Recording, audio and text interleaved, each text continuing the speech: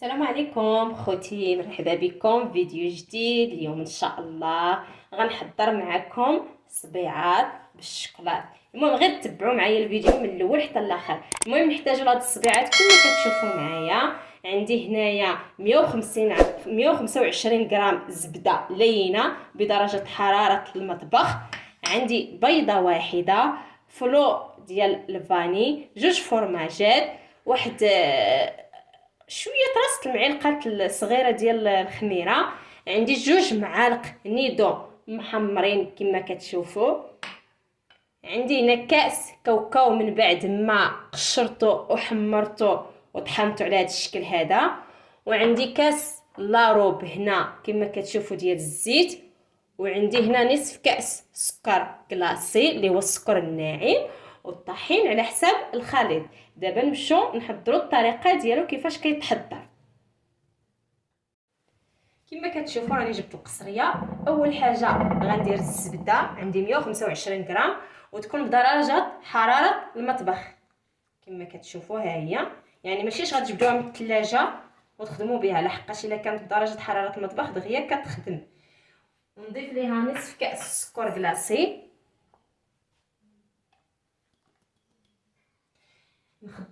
نخدم هاد المكونات حتى يولوا على شكل بوماد.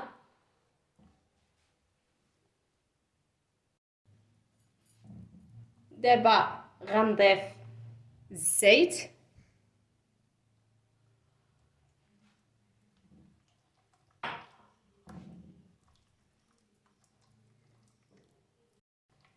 دابا غنضيف بيضه.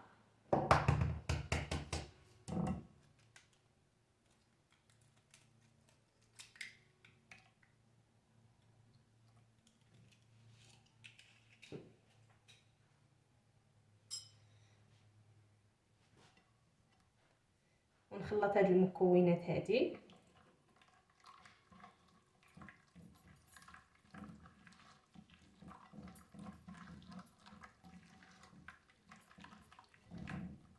نضيف الفلو الفاني.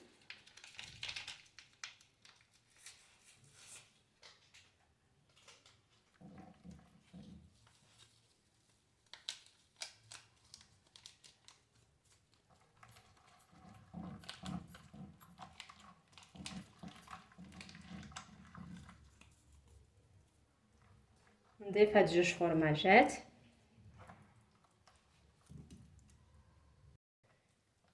دابا غنخلط هاد الفرماج والفلوط الفاني مع هاد المكونات هادو.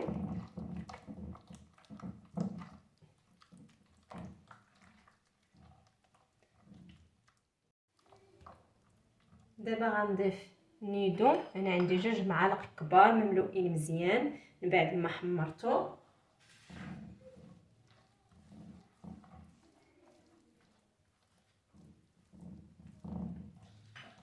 ونضيف الكاوكاو اللي هو محمر، حيد ليه القشره وحمرته وطحنته.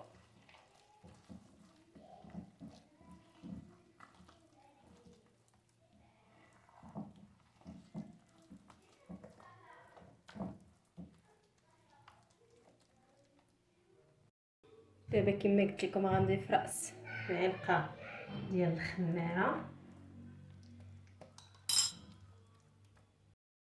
دابا غنضيف طحين، وتكون النوعيه الممتازه. من بعد ما غربلتو نضيفها غير بشويه بشويه، خاص العجين ما تكونش عندنا قاصحه.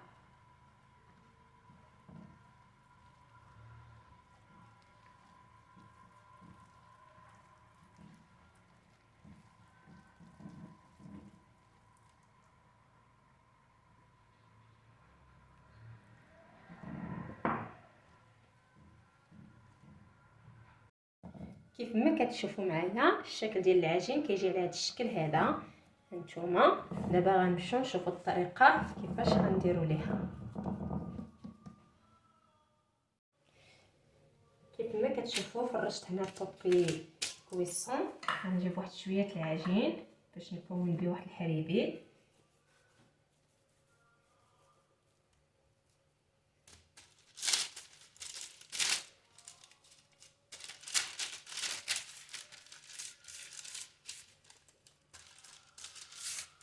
اننا نرقو.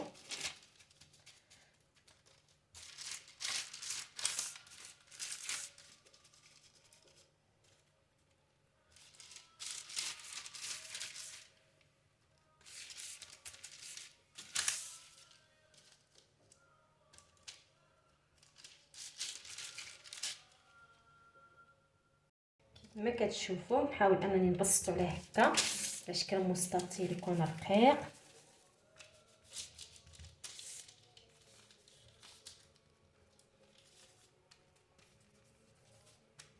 نحاول انني نقادو مزيان.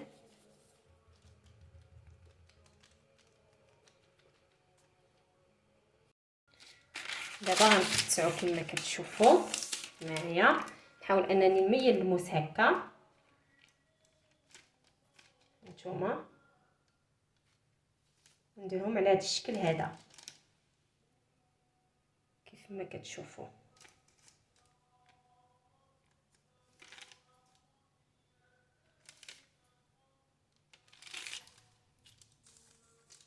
نتوما كيجيو على هذا الشكل هذا بحال هكا. المهم غنستمر هكا حتى نسالي هاد الكميه هذه. غنستفهم في اللاطه ديال الفران، نشعل ليها النار من التحت، النار مهيله عادش نشعل ليها من الفوق، ومن بعد شويه نتلاقى معكم ان شاء الله.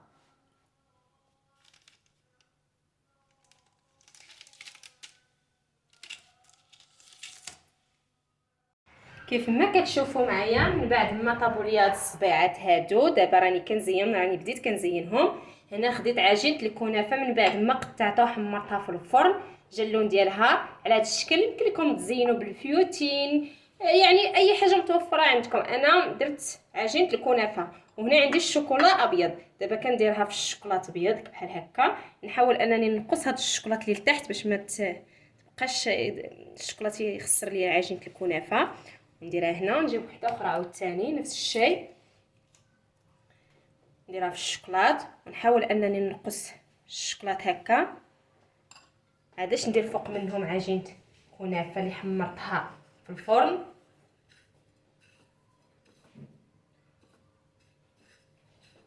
وغنديرها في القويتات هكا على هذا الشكل هذا، كتجي على هذا الشكل هذا كما كتشوفوا.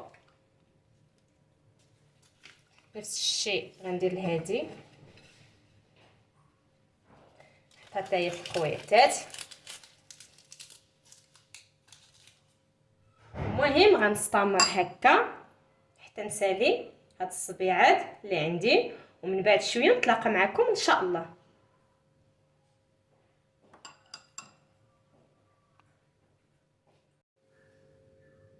كما كتشوفوا معايا هذا هو الشكل النهائي ديال الصبيعات اللي زينتهم بالشوكولاط ابيض وعجينه الكنافه. كما قلت لكم يمكن لكم ما ديروش عجينه الكنافه، ديروا الفيوتين، ديروا الفيرميسين، ديروا الكوك، يعني اللي متوفر عندكم ديروه. انا عجينه الكنافه قطعتها وحمرتها في الفرن وجاو على هذا الشكل هذا، جاو مقرمشين من الفوق بهذه العجينه مع العجينه مقرمشه كما كتشوفوا كيجيو مقرمشين. ونتمنى ان هذا الفيديو ينال الاعجاب ديالكم، ونتمنى انكم تجربوهم ان شاء الله.